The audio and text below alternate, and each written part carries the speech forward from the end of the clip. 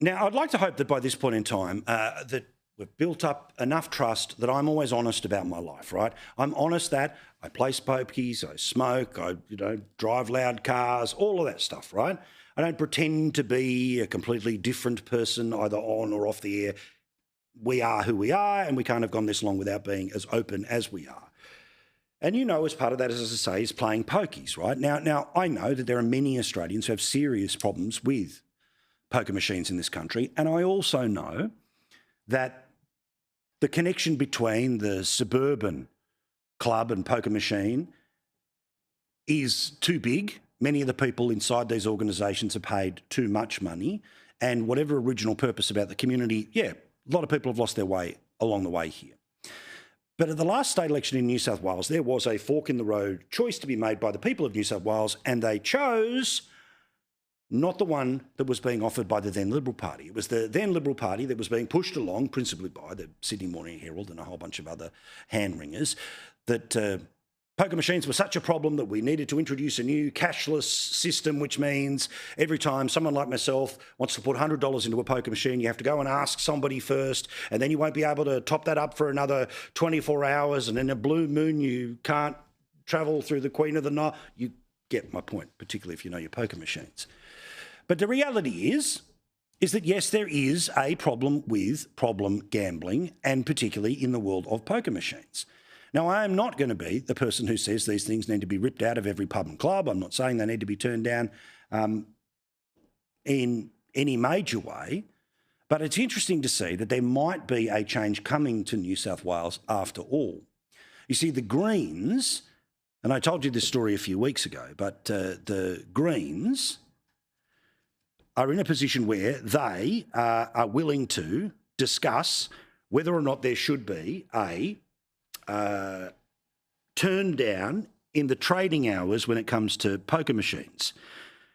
Now, the Greens want to do this, and apparently the Christian groups have also levelled up here. The offer of support came shortly after the New South Wales Greens MLC Kate Furman announced a bill to force the closure of all poker machine venues from 2 a.m. to 10 a.m. This would mean no more exemptions for pubs that want to do it late at night or clubs. We learned today via skynews.com.au that some Liberal MPs are now starting to side with the idea.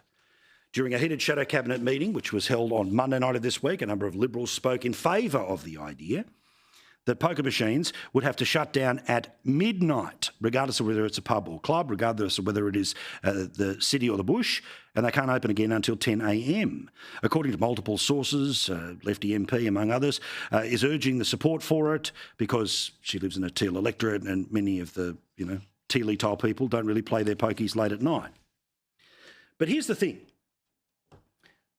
All of this is under the idea of harm minimisation, right? And when you've got a casino where if you want to be able to play 24 hours a day, 7 days a week, you can do that. That's available in Brisbane and in Sydney and in Melbourne.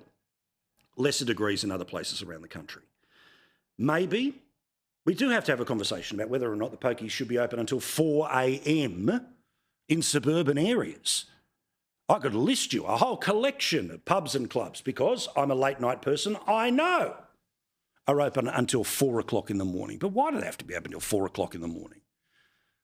What money is the club getting at 4 o'clock in the morning that eventually ends up in the hands of the kids? No, it's just somehow making the most of a particular time of day where, yes, a shift worker may want to play $20 here and $50 there, but the vast majority of people don't really need to be playing on a Monday through Thursday at 2 a.m. at their local.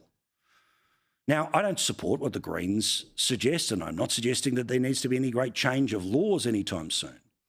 But to those that have long taken for granted Australians' ability to defend the poker machines in part because of what they help fund, that was a fight that was last held back in 2010.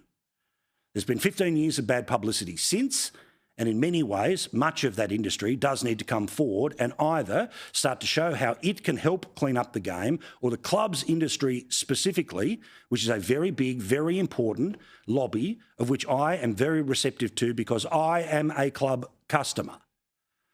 But when you go through the local annual report of your local club, could somebody please tell me why the general manager of your local RSL, or footy club is being paid hundreds of thousands of dollars to run what is effectively becoming a suburban casino, it's not because they're handing millions of dollars to the RSL. That's broke in lots of cities.